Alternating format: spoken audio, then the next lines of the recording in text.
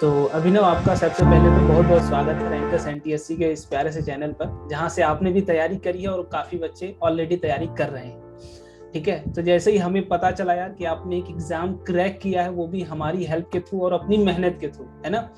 तो हमारा हक बनता है यार कि आपसे चीजें शेयर कराएं कि आपने कैसे वो सारी चीजें क्रैक की, कौन सा एग्जाम क्रैक किया, ताकि जो आपके जूनियर्स हैं उनको काफी मदद मिले और मोटिवेशन जरूर मिले। ताकि आपको भी पता है यार कि जब हम किसी चीज की प्रिपरेशन करते हैं तो एक मोटिवेशन की जरूरत और एक गाइडर की जरूरत पड़ती है, जो हमें गाइड करता है कि क्या पाथ हमें फॉलो करना है ना। क्योंकि चीजें क्रैक करना उतना आसान नहीं होती है। हाँ, किसी को देख के आप फॉलो करते जाओगे तो आराम से आप करते जाओगे। तो सबसे पहले अभिनव, आप एक अपना ब्रीफ इंट्रोडक्शन पहले पूरी ऑडियंस को दे दें। ओके सर, मेरा नाम अभिनव है। मैं दिल्ली से हूँ और यहाँ पे मैंने एनटीएससी की प्रिपरेशन स्टार्ट की थी 9th के स्टार्टिंग में। और इसके बाद जब मैं प्रिपरेशन कर रहा था सर, तो बीच में मुझे डिफरेंट एग्जाम्स के बारे में पता चला। जैसे एमबीएपी था, मैंने उसकी प्रिपरेशन पे स्टार्ट की और अभी भी मैं वे पे हूँ। तो आप सभी लोगों को मैं बता दूं यार कि अभिनव ने एक बहुत अच्छा एग्जाम क्लास 9th में ही क्रैक कर लिया है, जिसे एमबीपीपी बोलते हैं। बेसिकली ये कैसा एग्जाम है, कौन से बच्चे दे सकते हैं, ये सब कुछ अभिनव आपको धीरे धीरे बताएंगे। तो अभिनव, आपने कैसे इस एग्जाम की प्रिपरेशन की थी, उसके पहले आप बताइए कि एग्जाम है क्या बेसिकली। ओके सर, ये एग्जाम एनटीएससी के सिलेबस पे बेस्ड है, जो 9th में होता है, बस ये डिफरेंस है। और ये एग्जाम दिल्ली में कंडक्ट करवाया जाता है, दिल्ली गवर्नमेंट के थ्रू। और इस एग्जाम में सारे रिकॉग्नाइज्ड स्कूल के स्टूडेंट्स दे सकते हैं, जिसमें आपको फिर स्कॉलरशिप भी मिलती है क्रैक करने के बाद। ग्रेट। तो इसका मतलब है जो बच्चे एनटीएससी की तैयारी 9th से कर रहे हैं और वो दिल्ली से हैं प्रॉपर, वो इस एग्जाम को दे सकते हैं और अपनी प्रिपरेशन अच्छे से कर सकते हैं। तो आप 9th से ही एनटीएससी की प्रिपरेशन शुरू कर रहे थे? Yes sir. तो एमबीपीपी के बारे में कब आपको पता चला था और आपने इसकी प्रिपरेशन कैसे और कब स्टार्ट की थी? सर, मुझे इस एग्जाम के बारे में जुलाई में पता चला था, जिसके थ्रू मुझे यूट्यूब पे कुछ सोर्सेस थे, कुछ चैनल्स थे, उनके थ्रू उनने लोगों को बताया इस एग्जाम के बारे में। सर, मैंने थोड़ा इंटरेस्ट लिया कि इस एग्जाम का सिलेबस क्या है, पैटर्न क्या है। और सर, जब मुझे पता चला कि ये एनटीएससी के सिलेबस पे बहुत चलता है, तो मैंने इसकी प्रिपरेशन स्टार्ट की और डिफरेंट सोर्सेज जैसे रीजनिंग, साइंस, मैथ्स, इनकी प्रिपरेशन मैंने स्टार्ट की। अच्छा, तो बेसिकली आपने 9th में एनटीएससी का सोच के ही कि बेसिकली आपका मेन एम एनटीएससी था, तो एमबीपीपी आपने दिया। अच्छा, यस सर। तो एमबीपीपी से बेनिफिट्स क्या क्या मिलने वाले, अगर कोई भी स्टूडेंट मान लीजिए 9th में इस एग्जाम को देता है तो उसे बेनिफिट क्या क्या मिलेगा? यस सर, फर्स्ट तो बेनिफिट इसकी जो स्कॉलरशिप होती है, लेकिन सर वो ज्यादा इम्पोर्टेंट नहीं है। सेकंड जो इम्पोर्टेंट है, उसका जो एक्सपीरियंस आपको मिलेगा एग्जाम के बाद, आपको जो कॉम्पिटिटिव वर्ल्ड में आपकी एंट्री होगी। और थर्ड है जो आपका बेस जो नॉलेज है एनटीएससी में, वो आपको बहुत हेल्प करेगा। बिल्कुल, और इस चैनल का यही मोटो भी है कि आपको एकदम नर्चर किया जाए शुरुआत से, कि आप उस माहौल में अगर शुरू से रहेंगे तो आगे जाके जेईई नीट जो भी आपको देना है तो आप उस इन्वायरमेंट की आदत लग जाती है ना। और आप मोटिवेटेड काफी दिख भी रहे हो मुझे। तो आप कैसे अपने आप को मोटिवेट रखते थे ड्यूरिंग दिस जर्नी, जब आपने शुरू किया है 9th से ही, कैसे ये मोटिवेशन मिला कि मुझे 9th से ही इस कंपटीशन की तैयारी करनी ही करनी, ये मोटिवेशन आया कहाँ? सर, इस मोटिवेशन के पीछे तो ज्यादा कुछ नहीं था। बस जब मैं 9th में था, उस टाइम पे सर मैंने देखा कि मुझसे बहुत ज्यादा अच्छे स्टूडेंट्स हैं, जिन्होंने बहुत कुछ अपने लाइफ में अचीव किया है, जिन्होंने 8-9 से ही स्टार्ट की थी, जिन्होंने अपना बेस स्ट्रॉन्ग किया। उसके हिसाब से मैंने अपने आप को कंपेयर करना सोचा कि मुझे भी बनना है उधर तक। तब मैंने 9th से प्रिपरेशन स्टार्ट की और मैं मोटिवेटेड रहा कि मुझे वहां तक पहुंचना है। तो अभी जैसे आप, एक बहुत बड़ा डाउट रहता है बच्चों का कि भैया स्कूल भी है और साथ साथ हम कंपटीशन की तैयारी भी कर रहे हैं, तो दोनों चीजों को आप कैसे मैनेज कर रहे हैं? क्योंकि आप लाइव एग्जाम्पल हो, मैनेज करके आपने एक एग्जाम ऑलरेडी क्रैक कर लिया है और एक करने वाले, ठीक है, डेफिनेटली आप करोगे ही, तो ये चीज कैसे आप मैनेज कर रहे हैं इस एग्जाम में सर, या फिर चाहे कोई भी कॉम्पिटिटिव एग्जाम हो, सबसे बड़ी दिक्कत बोर्ड और साथ ही साथ जो कॉम्पिटिटिव एग्जाम है, इनकी प्रिपरेशन में बहुत दिक्कत होती है बच्चों को। सर, तो मैंने जो अप्लाई किया था कि वो बेसिकली था कि जैसे ही आपका स्कूल खत्म होता है और आपका जो भी वर्क पेंडिंग होता है, प्रोजेक्ट होता है, उसको जल्द से जल्द आपको खत्म करना है। और जो फिर टाइम बचता है उसमें आपको फिर अपनी कॉम्पिटिटिव एग्जाम की प्रिपरेशन करनी है। हाँ, बेसिकली आपका जो भी लोग देख रहे हो, अगर आप स्कूलिंग भी कर रहे हैं कंपटीशन की तैयारी के साथ साथ, तो आपका एक ही एम होना चाहिए कि स्कूल का काम मेजरली या तो स्कूल में ही निपटा ले या फिर घर आके फटाक से उसको निपटा ले, ताकि जितना भी आपका समय बचे वो आप फिर कंपटीशन को डिवोट करें, राइट। अब जैसे हम तैयारी जब शुरू करते हैं तो मेनली आपको अगर एनटीएससी की तैयारी किसी को करनी होगी तो आप क्या सजेस्ट करोगे कि कैसे वो स्टार्ट करें और कहाँ से स्टार्ट करें? यस सर, अगर कोई एनटीएससी की कोई प्रिपरेशन स्टार्ट कर रहा है 9th में या फिर 8th में या फिर 10th में भी है सर, उसके लिए सबसे इम्पोर्टेंट ये है कि आपको अपना बेसिक स्ट्रॉन्ग करना पड़ेगा, आप जिस भी क्लास में है।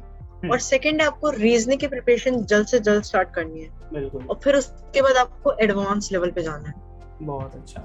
तो बेसिकली आपको सारी चीज स्टार्टिंग से करते जाना। अब जैसे स्टार्टिंग में आप जब क्वेश्चंस लगाते रहे होंगे तो आपको भी डिफिकल्टीज आती रही होंगी, क्वेश्चन नहीं बन रहे हैं, क्योंकि हर एक चीज तुरंत अगर दिमाग में जाने लगे तो फिर हर एग्जाम आसान हो जाता है ना। लेकिन वो चीज होती नहीं है, कोई भी आप चीज लगाने जाते हैं, क्वेश्चन समझने जाते हैं तो प्रॉब्लम्स बनते नहीं है जल्दी। तो कैसे उस चीज को आप टैकल करके आगे फाइट करते करते फिर आप यहाँ तक पहुंचे, कैसे आप मैनेज कर रहे थे उस चीजों को? सर, जब मैंने इस एग्जाम की प्रिपरेशन स्टार्ट की, सबसे बड़ी मेरी यही दिक्कत होती थी कि जब मैथ्स में या फिर कोई न्यूमेरिकल्स बनाता था फिजिक्स के, तो उनको बनाने में बहुत दिक्कत होती थी मुझे शुरुआत में। लेकिन सर फिर मैंने सोचा कि अगर कुछ स्टूडेंट्स मेरे एज के ही हैं, मेरे जितने टैलेंटेड है, वो भी बना पा रहे हैं, मैं भी बना ही सकता हूँ उन क्वेश्चंस को। फिर मैंने बुक्स खरीदी, उनपे मैंने क्वेश्चन सॉल्व किए, 1-2 मंथ्स तक मैंने प्रिपरेशन की उनकी, और उसके बाद सर इजी होने लगे वो क्वेश्चंस। तो उसका यही सॉल्यूशन है। ओवरऑल कंक्लूजन ये कि आपको लगे रहना है, ठीक है। क्विट अगर आप करते हैं देन आपका लॉस है। एक और क्वेश्चन आता है कि what is the right time to start your NTSC preparation, तो इसके बारे में आप क्या कहेंगे? सर, एनटीएससी प्रिपरेशन की स्टार्टिंग आप जिस टाइम पे भी है, आपको उसी टाइम पे शुरू कर देनी चाहिए। लेकिन अगर आपको पहले ही पता चलता है, जैसे मुझे आपको 9th में पता चलता है, तो 9th is the best time to start the NTSC preparation. और मान लीजिए अगर कोई बच्चा अभी इस टाइम पे जो 10th में हो, अगर वो स्टार्ट करता है तो उसे क्या क्या चीजें करनी चाहिए? क्योंकि ऑलरेडी आपने एक बार सारी चीजें जरूर पढ़ ली होंगी, 10th का सिलेबस आप पढ़ रहे होंगे, तो अभी उसको किस तरीके से प्रिपरेशन करनी चाहिए? क्योंकि आप वो चीज सेम फील कर रहे हो, आप उसमें चल रहे हो उस टाइम पे, तो क्या चीजें उनको ध्यान रखनी चाहिए, कितनी स्पीड रखनी चाहिए, बेसिकली ये आप कैसे बता पाएंगे, बताइए। जो भी स्टूडेंट्स जो 10th में अभी और जिनकी प्रिपरेशन अभी स्टार्ट हुई है, उनके लिए तो बेसिक एम होना चाहिए कि फटाफट जो भी पार्ट है, जो बैकलॉग था, जो 9th में था और जो 10th में अब जो भी अभी हुआ है, उसको उनको जल्द से जल्द फिनिश करना है। और साथ साथ जो भी रीजनिंग है या फिर मैथ्स है, उनकी प्रिपरेशन फटाफट स्टार्ट करनी है, जिससे उन पर बाद में रिविजन का भी टाइम मिल जाए। हाँ, मतलब अगर हम लोग कहें तो एक प्रॉपर टाइम अभी भी है बच्चों के पास कि वो अपनी प्रिपरेशन स्टार्ट कर सकते हैं, है ना। ये बोल सकते हैं कि अगर आप अभी से लग जाइए, हाँ, लेकिन फुल एफर्ट के साथ तो आप बिल्कुल कर सकते हैं, है ना। Yes sir.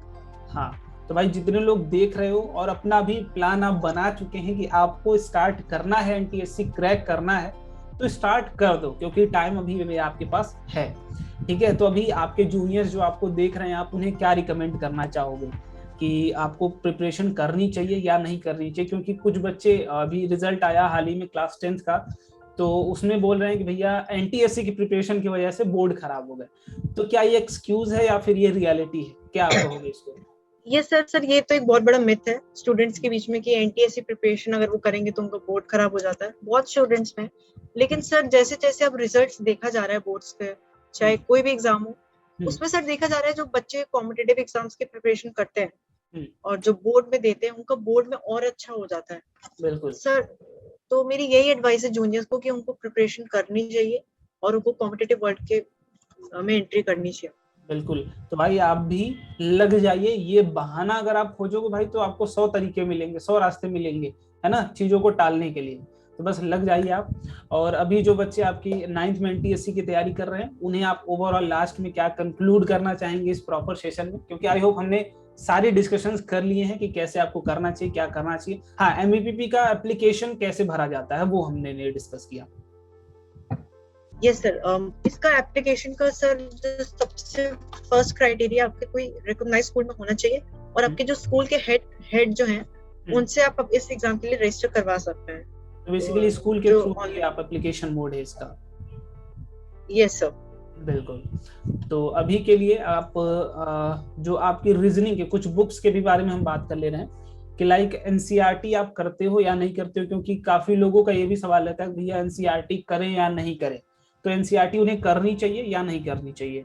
मेरे हिसाब से तो एनटीएससी सर सबसे फर्स्ट इम्पोर्टेंट चीज है इस कॉम्पिटिटिव एग्जाम के लिए। आपको सबसे पहले उसको फिनिश करना है जितना जल्द से जल्द हो सके, और फिर उसके बाद एडवांस लेवल के बुक्स पे आपको जाना है।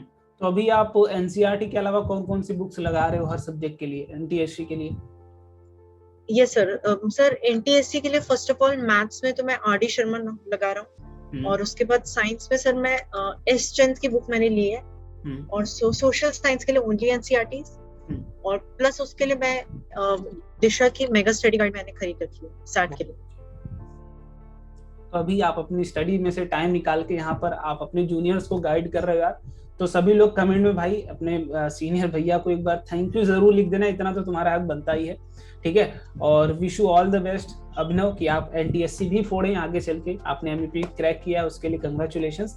आप आगे ऐसे ही जाते रहिए और जितने भी एग्जाम्स आते रहे फोड़ते रहिए। एक बार आपका फ्यूचर गोल क्या है ये आप बता दें। सर मेरा फ्यूचर गोल तो यूपीएससी एग्जाम है। बिल्कुल। और यस सर 11th-12th के बाद उसकी तैयारी करनी है। और आप बिल्कुल लगे हुए भी हैं अभी से उस फील्ड के लिए, है ना। जितनी आपकी मोटिवेशन है वो देख के लग रहा है कि आप यूपीएससी भी क्रैक करोगे और हमारा नाम कहीं ना कहीं रोशन जरूर करोगे आप, ठीक है। तो इसी तरीके से आप मेहनत करते रहिए। एक बार अपने आप जूनियर्स को भी विश कर दीजिए, उसके बाद फिर हम इस वीडियो का एंड करते हैं। Yes sir, all the best to all the juniors. बस कॉन्फिडेंट रहना है और जो भी बेसिक है उसकी प्रिपरेशन अच्छे से करनी है और एग्जाम को फोड़ना है। बिल्कुल। तो जितने लोग मुझे देख रहे हैं यार, हम लोगों को देख रहे हैं, wish you all the best. मेहनत आप करते रहिए, सफलता आपको जरूर मिलेगी, ठीक है Abhinav. Bye bye, take care and keep growing. Thank you sir.